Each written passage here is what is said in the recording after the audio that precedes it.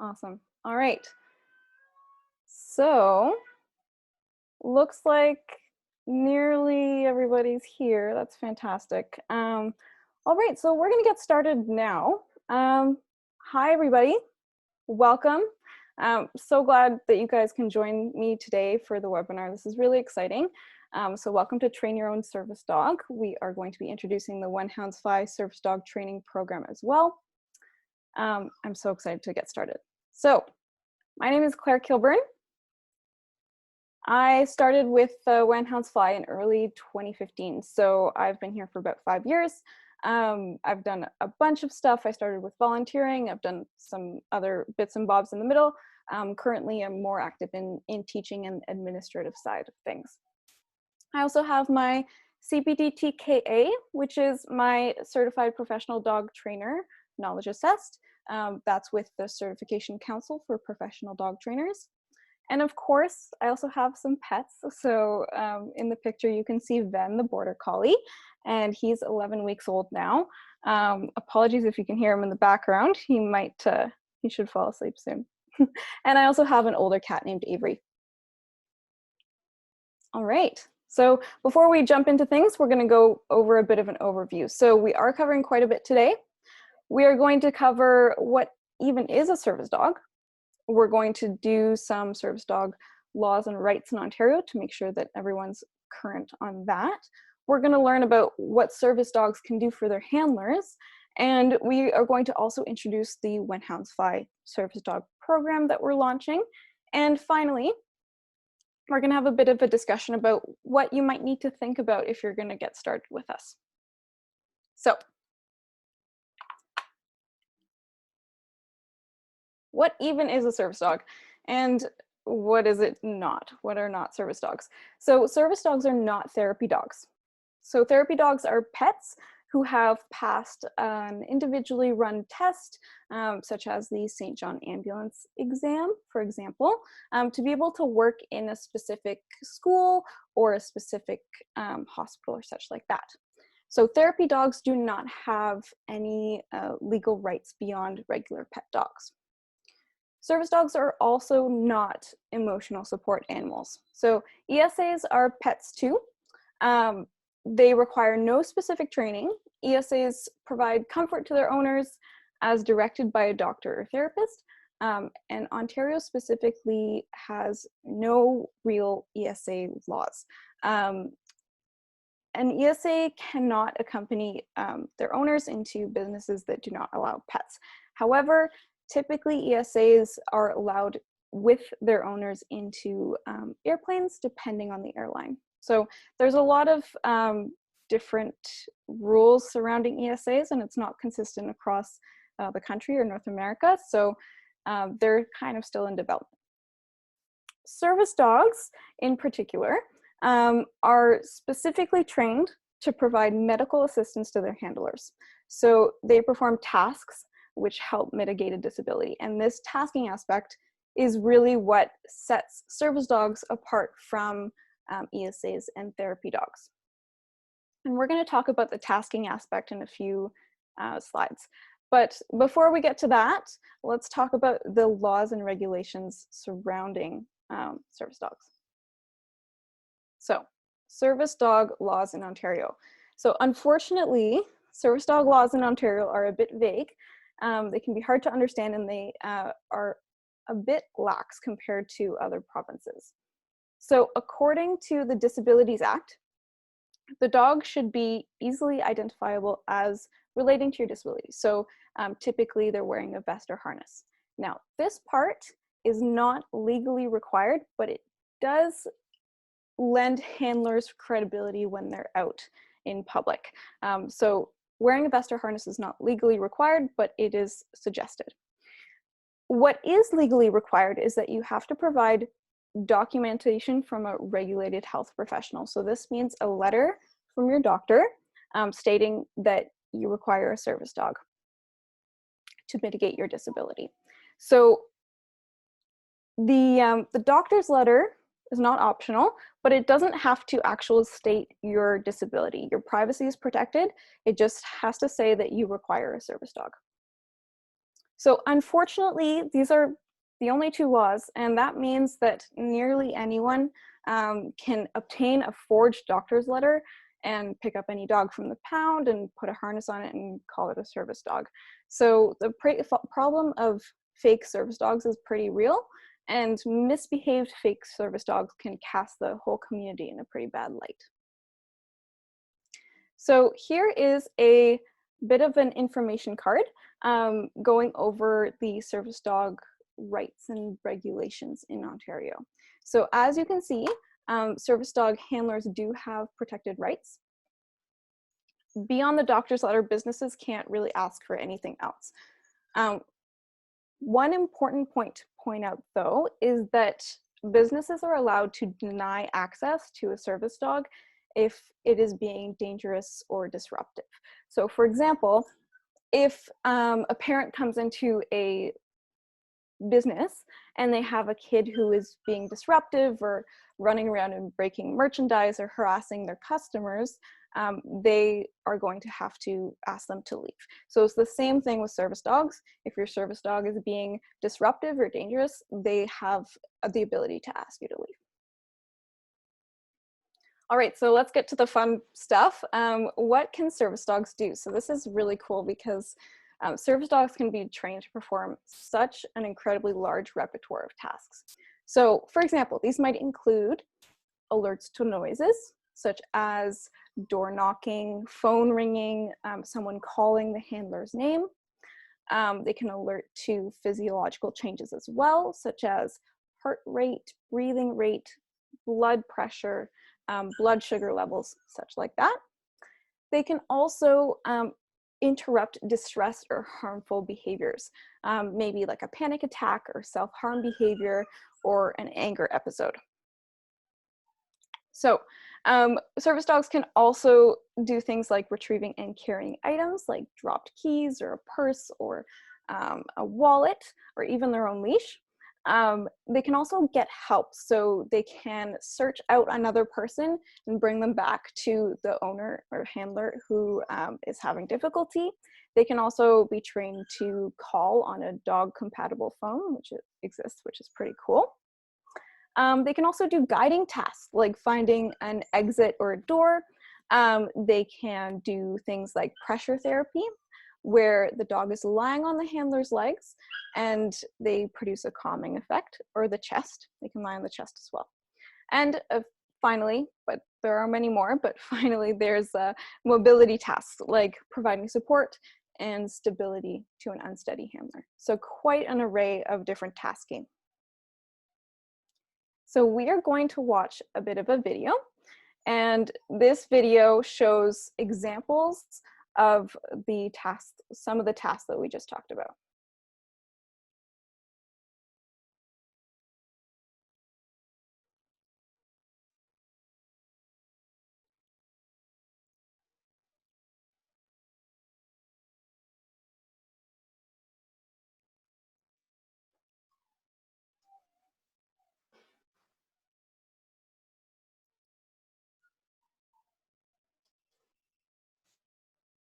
Oh, hey, Claire, just to interrupt. Unfortunately, the audio is not playing on the on this video, so maybe you want to reshare your screen and make sure to check off play computer audio too. Yeah, sure. It's just cute music, but we can do that. Let's reshare my screen. Share computer sound. Perfect.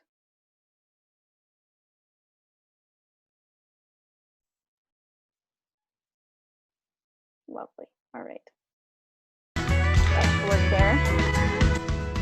Hopefully it's not too loud.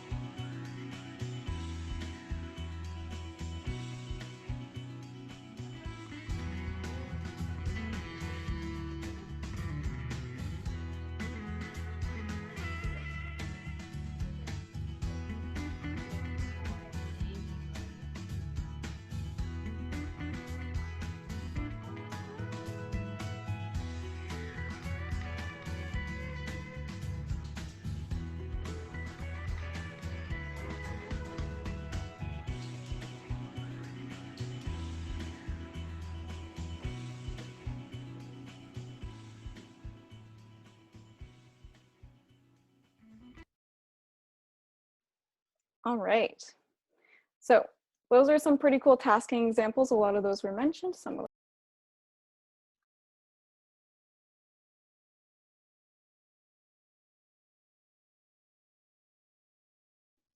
I've been muted. There we go. All right. So I'm going to share my screen again and we're going to try this again. Sorry, everybody. Hopefully now. Okay, we're going to stick with that. All right. So next slide is going to be, we are going to talk about a real life example. So this is Jade and Basil. Jade has a 6-month-old golden retriever. Her name is Basil, and they are a team working through some service dog training together. So Jade and Basil attended puppy socialization with us, and they're also going to attend foundation skills, though they are already far beyond the foundation skills curriculum. Jade spent a really long time, many months, temperament testing many different litters to find Basil. And she brought Basil home in January, and Jade started training right away at 8 weeks old. After training her last service dog, she felt comfortable to take on the challenge. So Basil is going to be working up to some mobility tasking and alert-based tasking. They're also spending a lot of time working on public access behaviors. So lots of distraction proofing, generalization of behaviors, and loose leash walking, body positioning, among lots of other things. So another real life example, I spoke with a Toronto-based handler as well. She graciously accepted an interview, but for privacy reasons will remain unnamed. She has a younger dog who is a service dog in training as well. So when medication wasn't working quite as well as she'd hoped, she reached out to her psychiatrist.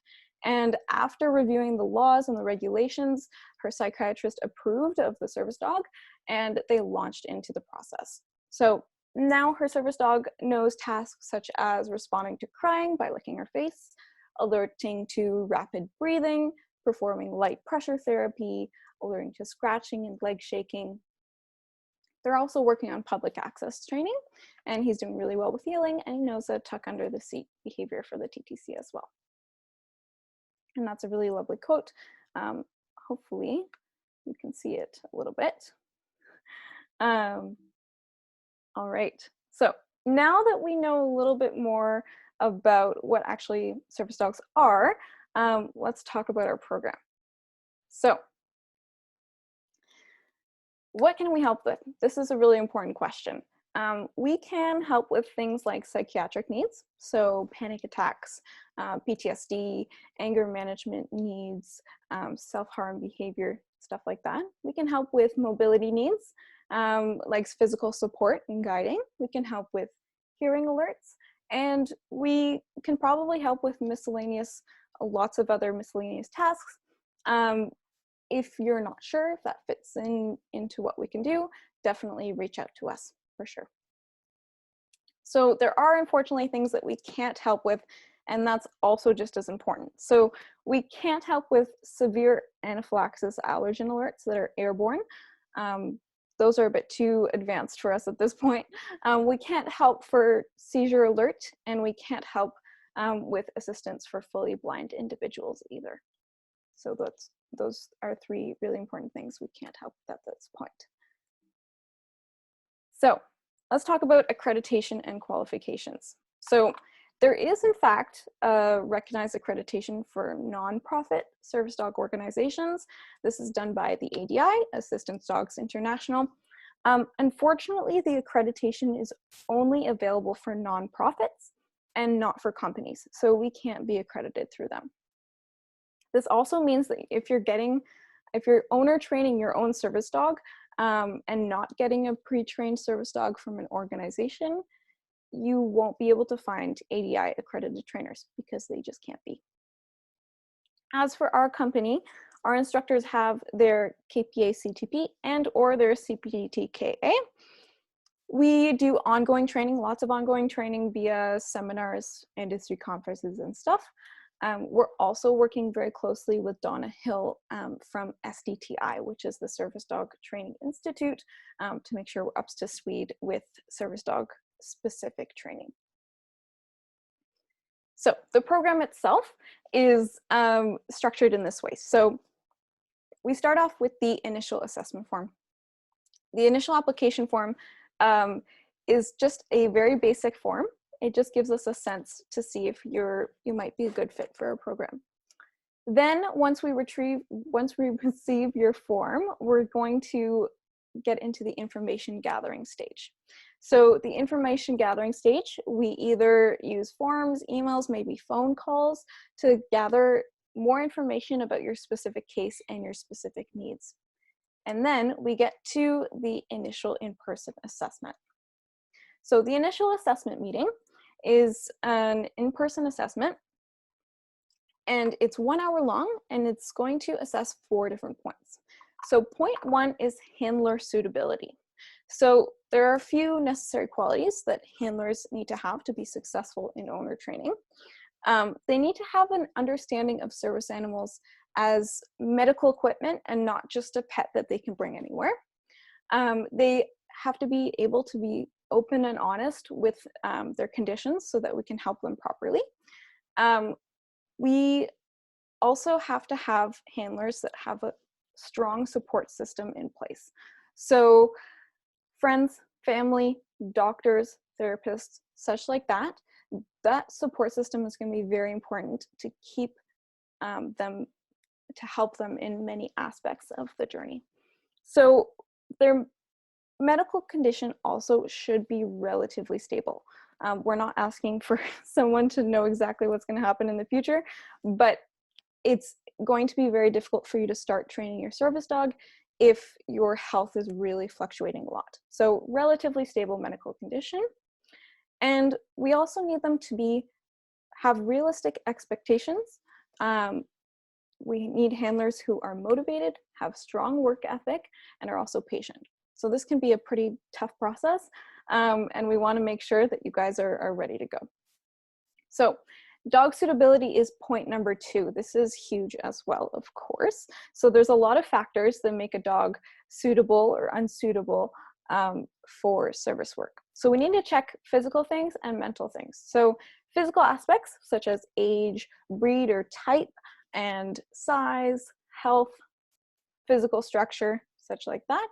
We also need to assess mental aspects, such as maybe reactions to people or dogs, the startle recover response, reactions to loud noises or busy or crowded spaces, motivation levels like workability, food drive, toy drive, and handler engagement.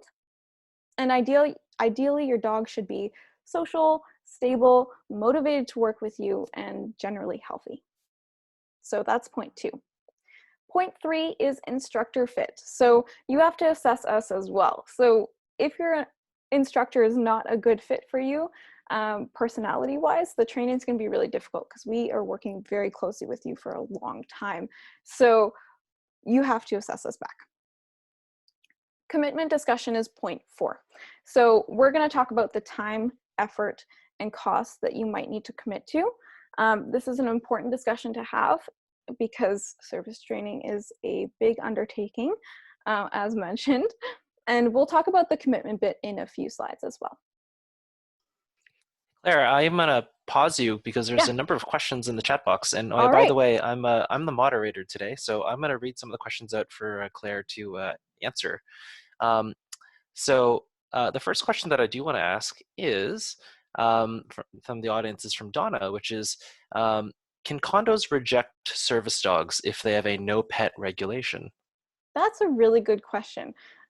So condos, I believe, I might have to triple check this, but in all of my research, if you have a service dog and you have the required documentation, which is a letter from your doctor, your condo cannot reject your service dog. Awesome. Next, Next. question I have for you is, and actually a number of other members in our community in the chat actually shared their personal experience to support that. Fantastic. So the next question that was asked was, and I think this might be coming up, but if an owner, so this question's from Andra, Mhm. if an owner self-trains their own service dog, does that mean it can't be quote unquote certified? That's a really good question. So we're going to talk about kind of quote unquote certification in a couple slides, but there is really no certification for service dogs in Ontario. So absolutely not. It does not mean that you cannot be certified. Self-trained service dogs are just as valid as program trained service dogs, for sure. Great. There's one question that was asked, but this I'll answer because it's pretty straightforward. Are our locations wheelchair accessible? And in case you didn't know, we right before the pandemic, we actually opened our third location, which is wheelchair accessible at Queen West in Tecumseh. So I think the last question I'm going to answer for now, and then I'll let you continue. I'll let you continue. Is from Mara. Two questions. One is, what's required for traveling to other provinces in Canada that are ADI? I guess like BC, perhaps, as an example. That's my example. And then the other question is, if you have your medical documentation stating you need a service dog, but the dog is actually just in training, then does it still have full public access? Good questions. So the first one about traveling to other provinces, that's a fantastic question. As far as I know, I believe your service dog should be in accordance to the other provinces' rules. However, I would need to triple check that. I'm pretty sure that when traveling to the US, you have to abide by the US's rules. I'm not sure about inter-province. So actually, Andre, if you could send me that person's name and I will get an email to them with that answer for sure. For the second question, which was Public access when a dog is still in training. Yes. Okay, so you are definitely allowed, if you have the proper documentation, which is the doctor's letter, you are allowed to bring your in-training service dog into the public and train them in public. We would probably recommend that in the beginning stages, you would do this with a trainer. However, legally, totally allowed. Awesome. I think I'll pause the questions there and allow you to continue the continue. Fantastic. All right, so after the initial assessment meeting, we are going to talk about the actual training portion of it.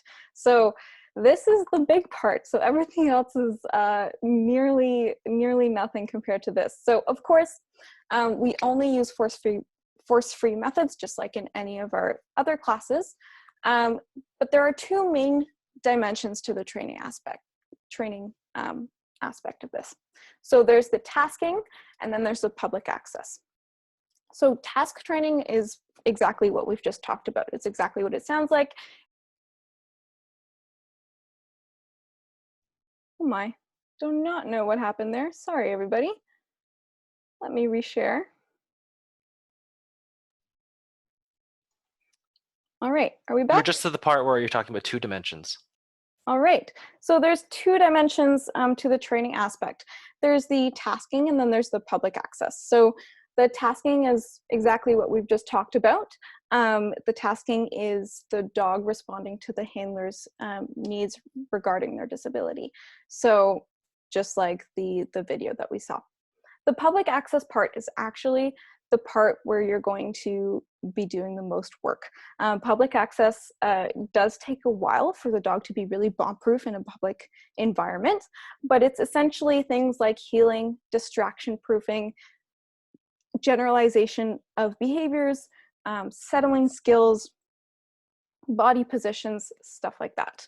If you only need your service dog at home, the public access part is optional. However, if you are bringing your service dog in public at any time, you are definitely going to be working on this very intensely. In terms of training components, it may be fully through private lessons depending on your situation. It may also involve group classes like our puppy socialization and foundation skills class based on how old your dog is, what your dog's skill level is like. So now we're going to talk about the exit test. So this exit test is the last step, and it's a way for us to evaluate your readiness to go out on your own with your dog. It's based off of the official British Columbia test, which is the leading test in Canada.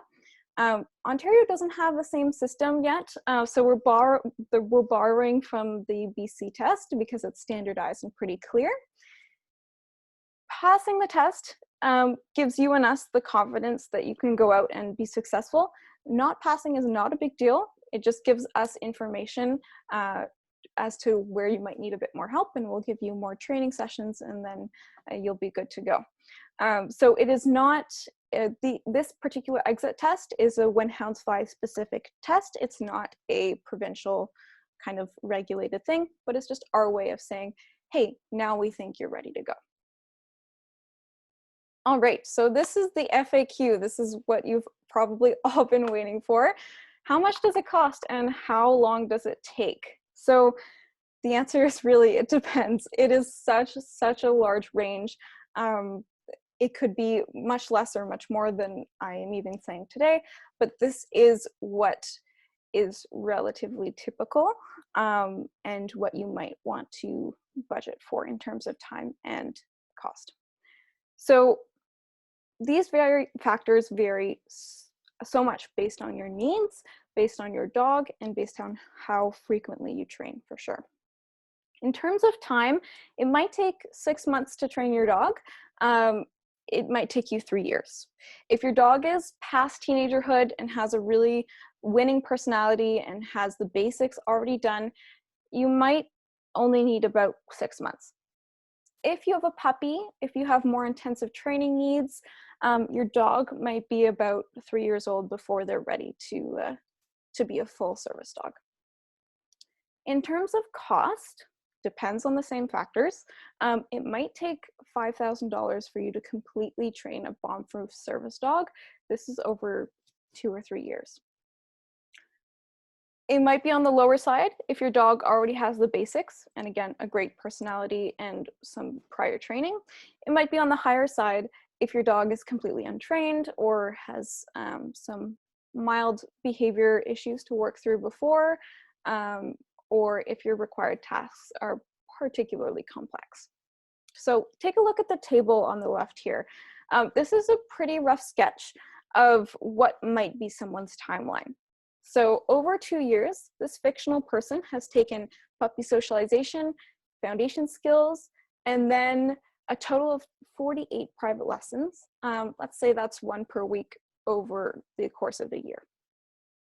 So as you can see here, over the entire 2 years, they've worked directly with a trainer for 60 hours.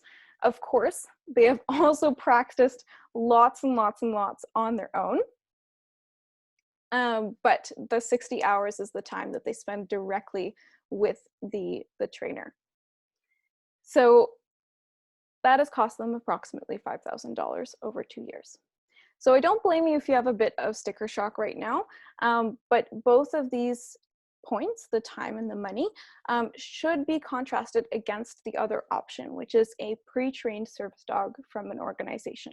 So one option is not better than the other, but service dogs from a pre-trained organization can cost from about $15,000 to $30,000, or you have to do extensive fundraising. And waitlist can be from 2 to even 6 years long. So that's a lot of time and a lot of money as well. Neither option, of course, is either better than the other. It all depends on your particular situation. If you're unsure, you can always give us an email, and we can talk about that for sure. Hey, I'm going to pause you for a second and bring some questions up that have been in the chat box since absolutely. I last came on. So a couple of people have asked sort of similar questions, which is like, is is it possible to train my 4-year-old dog to be a service dog, or do you have to start with a puppy? You want to comment on that? Good question. You do not need to start with a puppy. I actually, Jade and Basil, who I talked to and I mentioned earlier, Jade actually had a first service dog before her puppy, and her service dog was probably about 4 years old, middle of the road, before she started training him as her service dog, and they had a lot of really great success. So you do not need to start with a puppy as long as your dog is meeting the requirements in the assessment. Then you're good to go. Great. And one other question that I'll bring up is, does having training like passing a K&A Good Neighbor test, could that help? Absolutely, 100%. The more training, the better.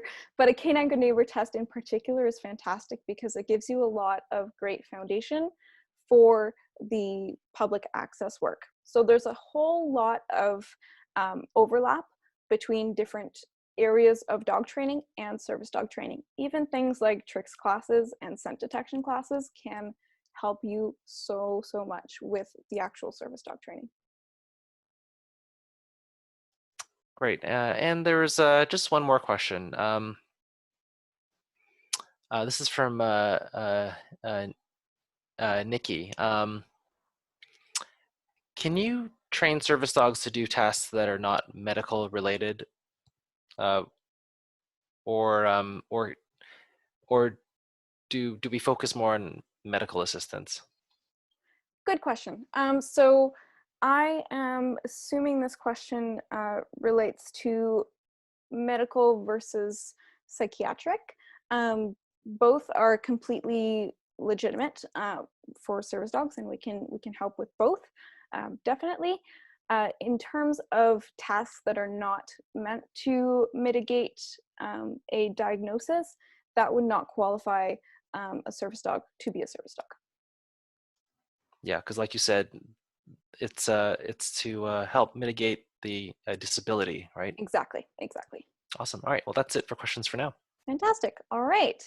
Let's move on to if you're interested, what would you need before you start? So number one, of course, is the doctor's note. So this is legally required. Unfortunately, we can't help you if you don't have a doctor's note. This is super important because we want to make sure that we have your doctor's approval for this. So it's also legally required for public access work. So doctor's note is number one. Number two is, of course, a dog. Your dog should be physically and mentally sound. Your dog should have no bite history.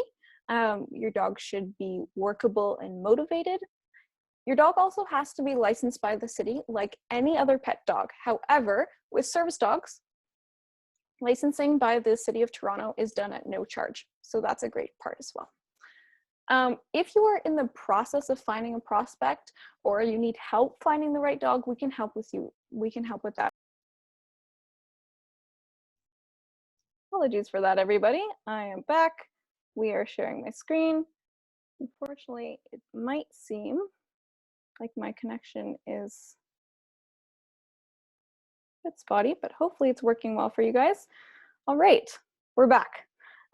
So we are, I was on the, if you don't have a dog. So if you don't have a dog yet, that's all right. We can help you find a prospect.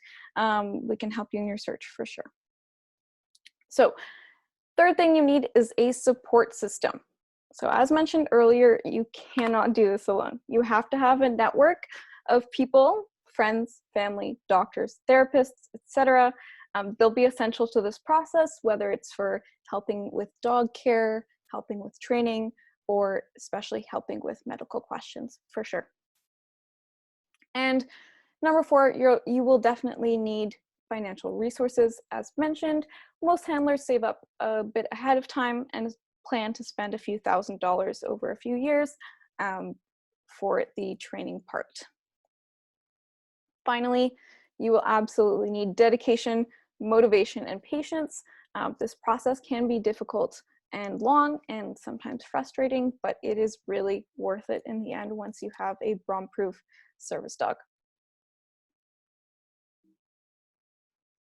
All right, so next steps. So actionable items. If you want to have a chat with me, you can book me for a 30-minute phone consult. The link is there if you would like. If you want to get started right away, we have launched the page on the website. You can fill out the initial assessment form, and I will go through the information gathering process with you, and then we will book an initial assessment for 1 hour, and then we will figure out if we're a good fit.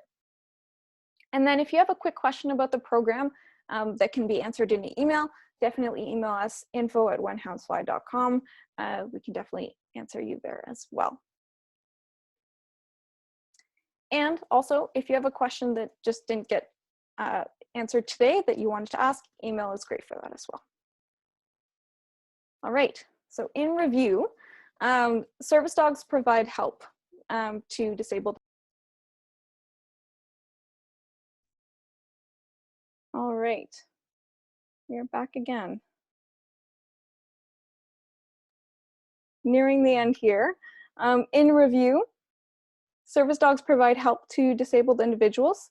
It is important for you to know your rights as well. So going over it, we just need a doctor's letter. That's really it in Ontario. So tasking in itself is pretty varied, and it's also tailored to the handler's specific needs. We talked about our particular program and how we can help. And then we also looked at what resources you might need and what to consider. I hope I'm not being kicked out somehow. All right. Sorry about this, everybody. Here we go. We're back. So there is a bit to consider before jumping in, so make sure you have the resources to get started. And that is about it. Thank you all. I really hope that was helpful. Please take the time to think about if this program is right for you, and you can definitely contact us. We have all the information here as well. I'm wondering if there's any last minute questions. Yeah, Claire, there's a few that have definitely appeared in the chat box since the last time I went online, and I'll read them out. Yeah. So a question that was asked from Mara is, as part of the documentation, and I presume she's talking about like medical documentation, that's the one requirement, but as part of that, do you require a note from a training organization if it applies to you? That's a really good question. So a note from a training organization, some people feel better if they have a note with them. It's not legally required, but it is something that some people ask for, and they feel like they're more validated if they have that information. We are absolutely, it's possible for us to give you a note. It's not legally required though. Awesome. There was a conversation that was about licensing, but I think that in the chat group, everyone sort of sorted it out. But just to confirm, pet dog licensing fees in Toronto are waived if the dog is a service dog. I think that's what the conclusion was that came from that. That is. But it's only $25 even if you have a regular pet, if they're neutered, so it's not that much anyways. Another question that was asked was from Jesse, which is, sorry, I missed the part regarding the format regarding training and assessment. Is the assessment or even the training, is it done online or is it done in person? Good question.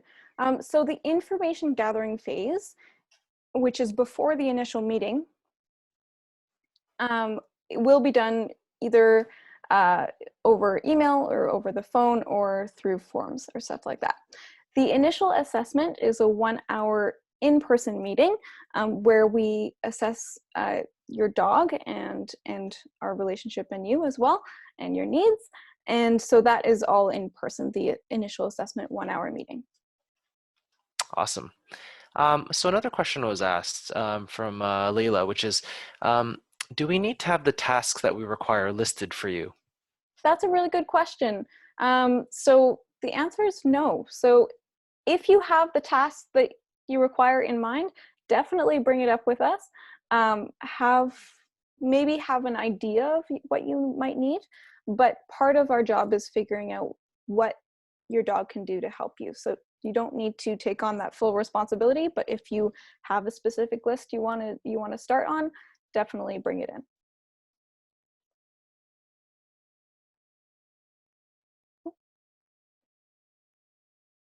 You might have been muted. Sorry, another question that was in the chat box was, is there an ideal age to start? How young is too young? Good question. 8 weeks is perfectly fine. You can start service dog foundations at 8 weeks old. At that point, of course, it's mostly just socialization and learning how to learn for the puppies. But really, unless your dog is approaching older age, any age is fine. Earlier is better, of course, because then you can build a foundation early, but there's no too early. Awesome. And I'm going to actually bring up a comment, a theme Yeah. comment from two folks, and also thank them, and also let you know too. So Kate and Lori did make a comment that some of our language that we used today was medicalized and ableist, and that's good feedback for us to know. So, and encouraging us to learn more about disability awareness or disability justice. So I wanted to thank them for that feedback, and maybe if you'd be open to it, we would love to have a conversation with the two of you about it. Absolutely, absolutely. Yes, I apologize if I made any comments that came across that way. Of course, absolutely not my intention, but I would absolutely be on board to having a chat with people. I'm always looking to learn more about this stuff, so absolutely reach out if you feel comfortable. All right. Well, Lori says she is. So yeah, send us an email to Awesome. info@onehoundsfly.com. Yeah, we'll get it. Claire will talk to you. We'd love to. The last question, I think we're gonna, and Kate too. Fantastic. So the last question I'm gonna just put up there to wrap up. There was a question from Mara, which is your program available for children with parental support? I presume that means that the service dog would be tasking for a child. That'd be my best guess. That would be my best guess as well. It is something that we're still in discussions about. I think what we're thinking is, with strong parental support, I think it would be fine. But if it's a very particular case, definitely email us. We can chat about it, and we can decide if it's appropriate or not, for sure. Awesome, guys. All right. Well, I think that is it in the chat box. Amazing. All right. Well, if anyone has any last minute questions, definitely put them in there. But otherwise, thank you all so much. This webinar will be recorded and available, so if you want to rewatch it or if you want to share it, up to you. Definitely as well, check out our website. It has all the written information about the program as well. That's whenhoundsfly.com/servicedog. All right. No last minute questions. I think we are Actually, good. yeah, there was one. More. Okay, I'll awesome. just bring it up. Actually, Jade asked or commented whether we can incorporate CGN testing into the training, so you don't have to take that class separately. That's a great idea. That is a great idea. I would imagine, though, that if a dog is trained for public access, the CGN test would be a piece of cake. I mean, I think agree. that's the honest truth. I would agree. And then there was a question about from Andrew about timing. I'm just going to scroll up. And I think the question she asked was, is there an ideal age to start? How young is too young in terms of the dog? And I thought I'd raise that up, but did you want to comment on how young is too young in terms of the dog, I presume? Yeah, in terms of the dog, we can start at 8 weeks old. That's totally fine. At that point, it would probably be puppy socialization classes and teaching the dog how to learn effectively, and more of that type of thing. It wouldn't be tasking, but absolutely service dog training can start as soon as the puppies are Oh, in. Andrew did clarify. Hmm. When do classes start? Well, maybe I'll answer this one. Yeah. Are classes that is like, especially for a younger dog that would primarily like for example, Jade's puppy took puppy socialization classes with me. This is general pet dog training in the early stages. Uh, in the early stages, it's really just about raising a well socialized dog that has the foundation like temperament to be a good candidate in the future, right? So our puppy socialization classes have always been start anytime for the most part. So you don't have to wait for a puppy socialization class to start. People pile in all the time. And related to the impact of COVID-19 pandemic. Unless things change, we are technically allowed to be open, and we're planning to resume in-person classes on May 30th, although we've been doing virtual classes with a high degree of success since mid-March. People are still learning a ton and learning about proper socialization and rearing of their puppy online. And for the last 2.5 weeks, we've been having drop-off puppy parties for puppies to interact one-on-one without people when we couldn't. Um, so yeah, start now. All right. All right, guys, I think it's time to wrap up. There's no more questions. That's it. Thank you again so much. This is really exciting, and we hope that it's going to be a great success, and we hope that you guys join us. So definitely contact us if you're interested or if you have questions. Otherwise, have a fantastic rest of your evening, everybody. Bye, everyone.